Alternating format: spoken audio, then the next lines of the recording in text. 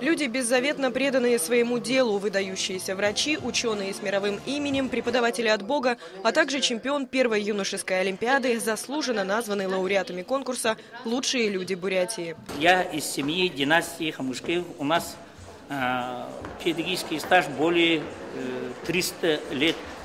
Мне бы хотелось бы сегодня выразить благодарность нашей самой старшей сестре Мэри Матвеевне в том, что она из 12 детей самая старшая, и она для нас как маяк.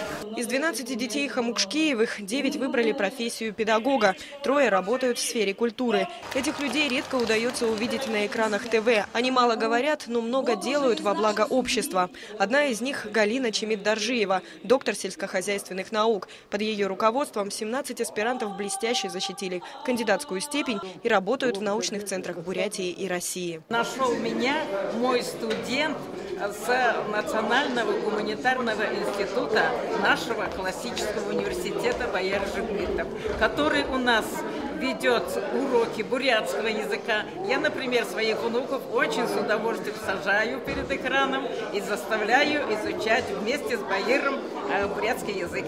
Ценные призы, подарки и цветы для лауреатов. Лучшая, любимая и только для лучших людей Бурятии звучит в исполнении звезд бурятской эстрады.